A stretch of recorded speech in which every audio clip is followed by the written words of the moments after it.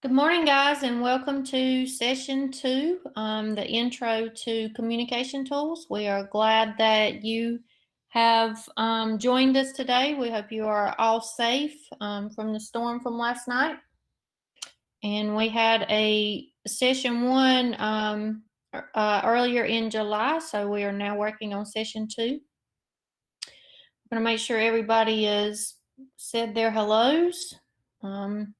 Want to remind you that a few things about the course itself. You probably have already taken some courses with us by now, so it kind of sounds repetitive, but for those who have not, we're going to make sure that you completely understand.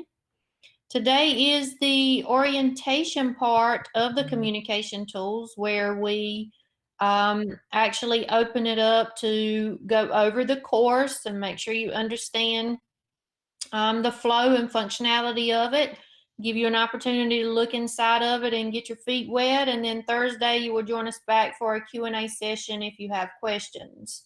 The course is self-paced, just like all the other courses, which means you will work at your own pace, your own mode.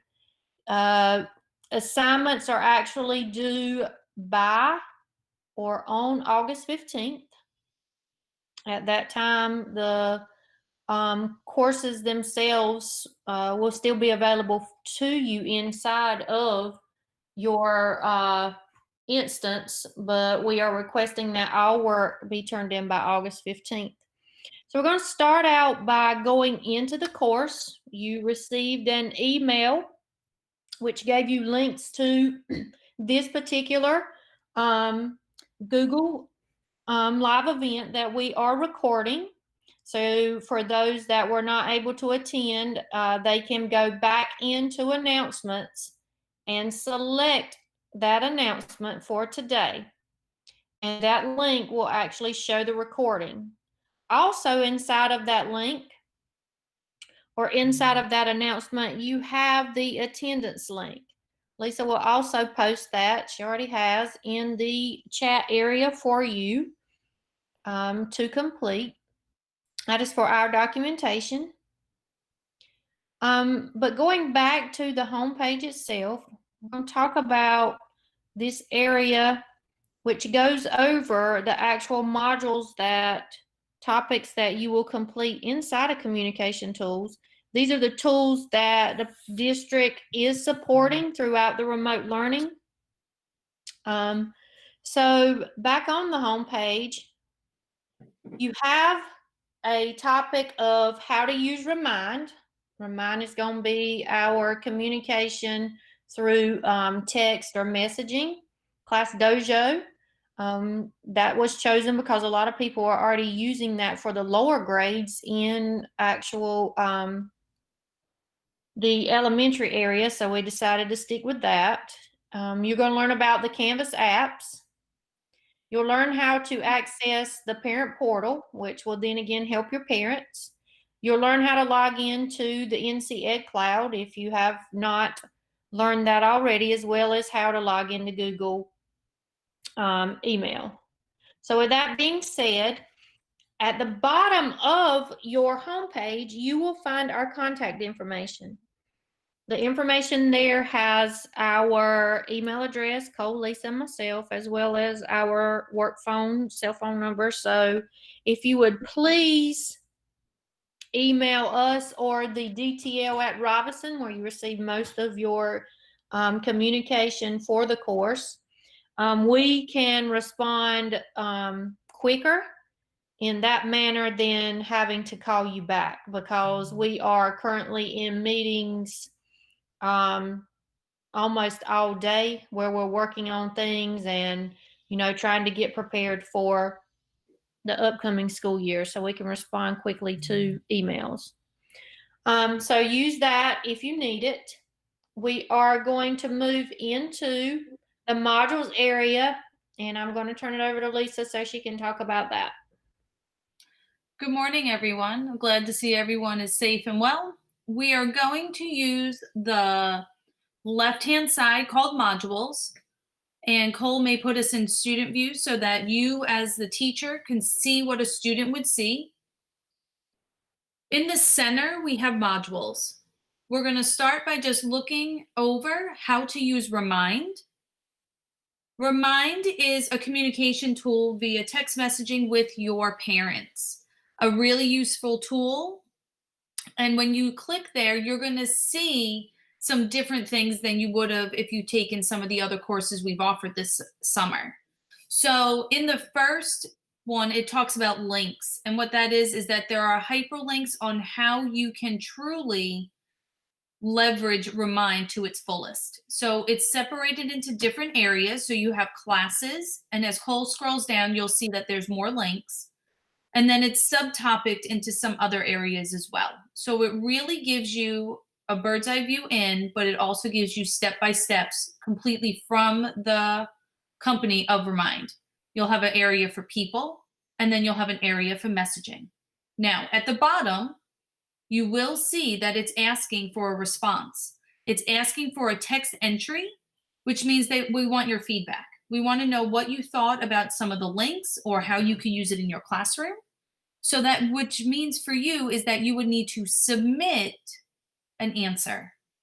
So when you scroll back up to the top, you're going to see a blue button called Submit.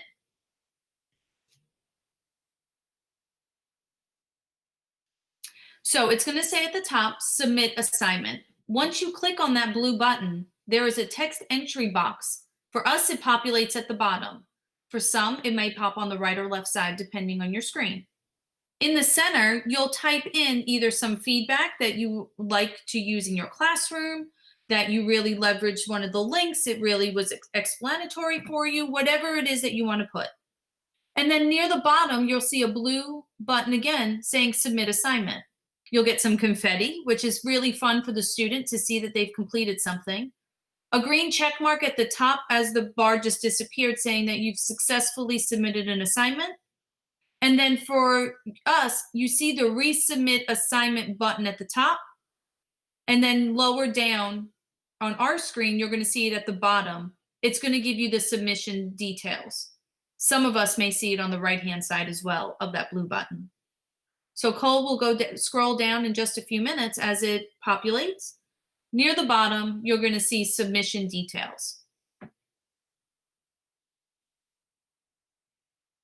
So at the bottom, you're going to see submission, the check mark saying submitted, the date and time, and then the submission details.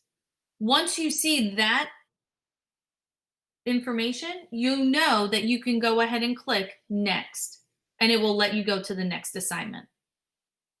So the next assignment is an actual shared link for you to view the printable documents for Remind. As you click in there, we're not asking for you to say anything or do anything. It's really just for your information. And as you scroll down, you'll see what it looks like. It's going to give you the good, bad, and the ugly about Remind in the sense of it's going to tell you how you can leverage it to the best way for your students. It has screenshots in there for you. And as the information updates, it will also update here too.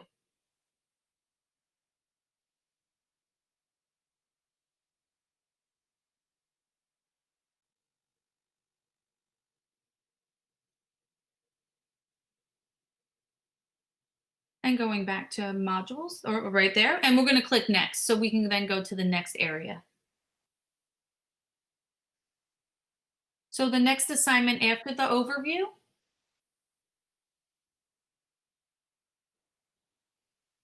this one is going to be the overview for parents and students on how to use it. So as we were building this course, it's a discussion for you. It's a discussion on how you can utilize Remind. We've given you some information for parents and students so that you have your own troubleshooting repertoire right at your fingertips. Once you finish this, you're going to click the discussion to answer a few of these questions. And once you submitted your answers, you then can hit Next.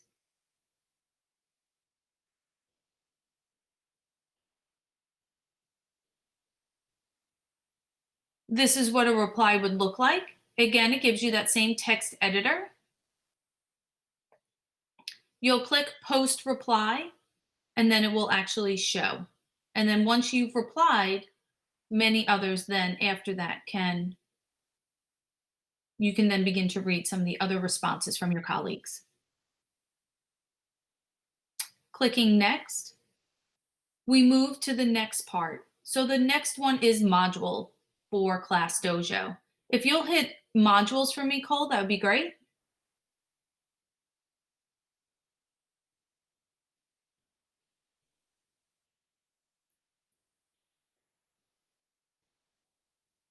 So that was one overview of the modules. So the next module here is how to use Class Dojo. The one after that is the Canvas apps. If we'll maximize the Canvas apps so that they can see what's inside there, that'd be great.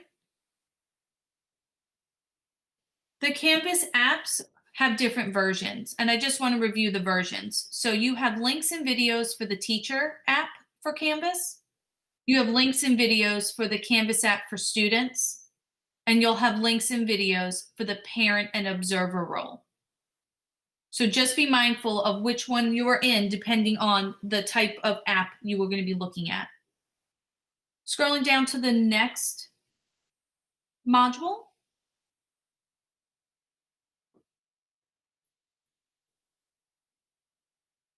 We have the access to the parent portal. So PowerSchool has the parent portal where your parents can see a bird's eye view into their student.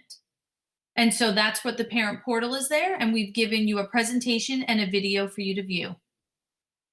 The next after that module is the NCEdCloud. When we drop down that little caret next to the words, you'll see the content underneath that module. And it's going to give you two different views. It's going to give you the NCEdCloud for the teacher and the NCEdCloud for the student. Inside NCEdCloud, it will cover Canvas, PowerSchool, SchoolNet. And we have that in the description at the top. And then lastly, we have how to log into Google email. We know for some people, it's going to be a first time using student email as well as teacher email. And we thought this may be an area that could be really extensive so that you can explore the knowledge that's there. So you have what you can do with Gmail. You have how to log into a Gmail for a student. There's all different cheat sheets in there for Gmail for you, productivity guides, and then there's beginner, intermediate, and advanced tips that are in there as well. We've done this so that you can feel and leverage this to the best of your ability for your classroom. Now, housekeeping. As just in some other courses we've taught, we always have the last three items. Staff evaluation form. We really want to hear your feedback. So the more that you can do the form for the courses that you're in, it really helps the digital teaching and learning team to really evaluate and redo and expand more to help you as teachers. After you finish that form, you have the certificate of completion. This form can be printed or emailed to staff development to Myra Warricks so that a 1.0 CEU credit can be offered. And then lastly, bragging rights, Canvas badge for communication tools. This is the last three things for housekeeping for this course. Remember that all this is self-paced, so take your time. The last day for communication tools or any course that you've taken with the digital teaching and learning team is due August 15th.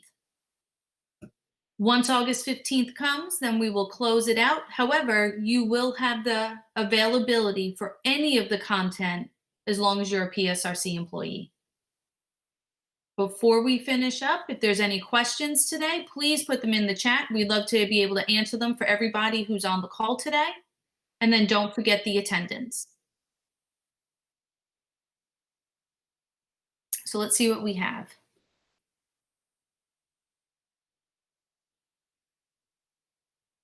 So some of you may have had some sound issues, just so you're aware that there is a video recording of today's session, and it will be located where the attendance form is underneath announcements. So you'll always be able to go back to refer.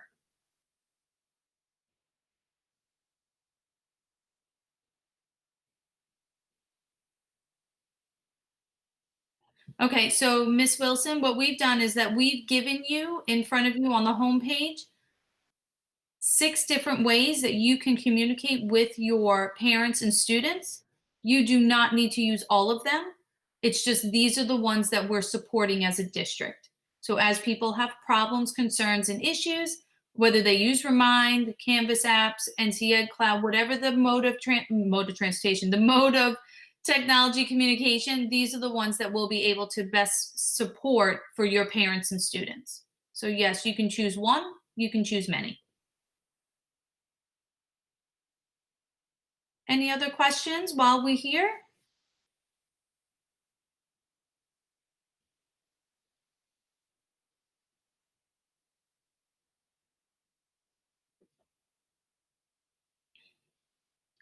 Okay, we'll wait just a few more minutes. And other than that, we hope you have a great day. Before you leave the YouTube live stream, please make sure that you click on the attendance for today and fill it out in its entirety so you get credit. If you know that some things were not working as best as the video, you know that it will be embedded in the announcements area, so you're more than welcome to review it at any point.